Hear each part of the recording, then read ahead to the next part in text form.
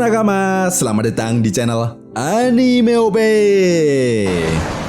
Yuk, sebelum masuk ke pembahasannya, jangan lupa like video ini ya bosku. Like dari kalian akan menambah semangat Mimin untuk terus memberikan informasi terbaru mengenai One Piece pada nakama semua. Nah, seperti yang diperlihatkan di akhir chapter sebelumnya, setelah pertemuan yang sangat mengharukan antara Nico Robin dan Jaguar di Soul, di momen ini, Jaguar di Soul kemudian mengajak kelompok bajak laut Tobi Jerami untuk melihat perpustakaan Elbaf. Bukan hanya itu saja, di chapter 1134 kali ini, Soul juga menjelaskan beberapa hal penting kepada kelompok bajak laut Tobi Jerami, khususnya kepada Luffy, yang memang sudah lama dinantikan kedatangannya di Pulau Elbaf. Yap, Soul mengatakan jika selama ini dia selalu memantau pergerakan dari kelompok bajak laut Tobi Jerami dari berita semenjak insiden pertempuran yang terjadi di Marineford.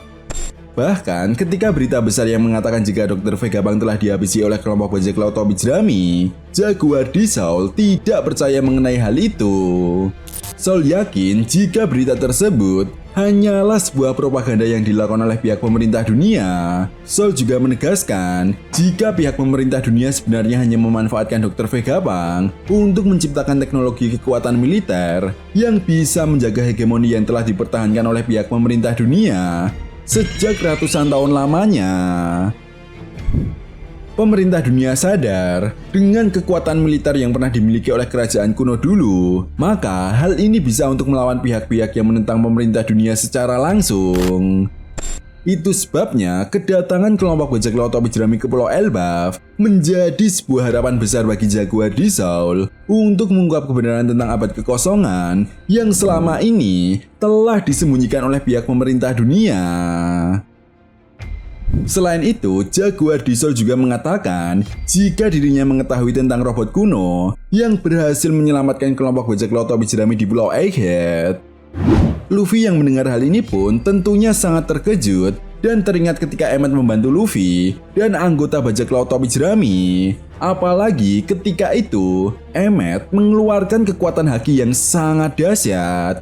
Luffy juga mengatakan kepada Soul jika robot tersebut bernama Emmet dan dia selalu memanggil Luffy dengan sebutan Joy Boy.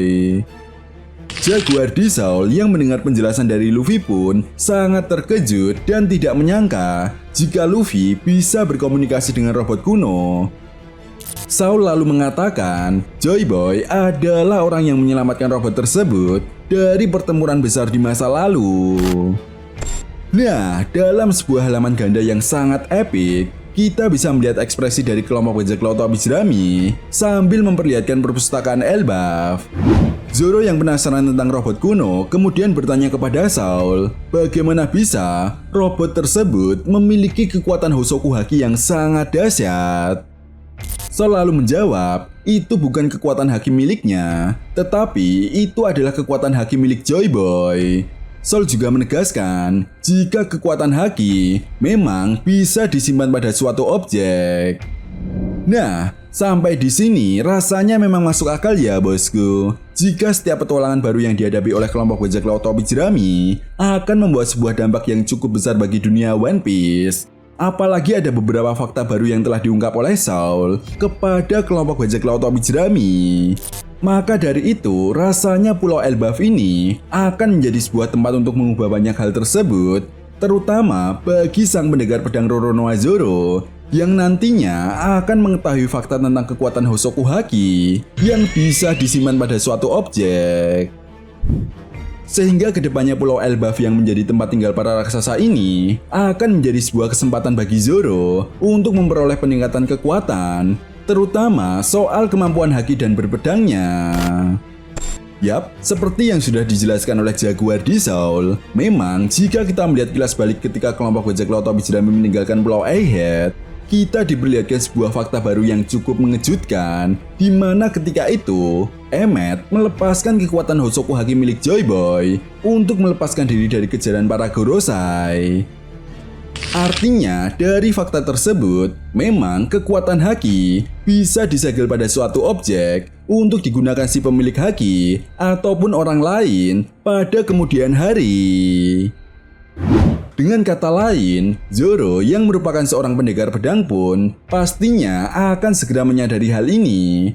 Apalagi Zoro yang pernah dilatih oleh pendekar pedang terkuat nomor 1 di dunia One Piece pun pasti sudah dijelaskan soal kemampuan haki yang bisa disegel pada suatu objek. Namun seperti yang kita tahu, sayangnya ketika Zoro berlatih dengan Mihawk 2 tahun yang lalu, kemampuan Hosoku Haki Zoro belum bangkit, sehingga Zoro tidak bisa mencoba teknik segel haki. Yap, Hosoku Haki Zoro baru bangkit setelah pertempuran besar yang terjadi di Onigashima. Jadi nantinya Zoro akan mencoba sendiri melakukan teknik segel haki itu. Zoro sadar jika kedepannya nanti dia akan berhadapan dengan musuh-musuh yang kuat dan juga merepotkan. Sehingga Zoro harus berusaha keras untuk terus meningkatkan kemampuan yang dia miliki. Nah, tentu saja ini sangat menarik ya bosku. Jika nantinya Zoro telah berhasil menguasai teknik segel haki, maka rasanya Zoro mampu bertarung dengan jangka waktu yang lebih lama. Bukan hanya itu saja, dengan teknik segel haki ini, Zoro juga mampu melakukan serangan tebasan yang berkali-kali lipat lebih kuat, yaitu dengan cara mengeluarkan kekuatan Hosoku Haki yang telah tersegel di pedangnya, bersamaan dengan mengeluarkan kekuatan haki langsung dari tubuhnya.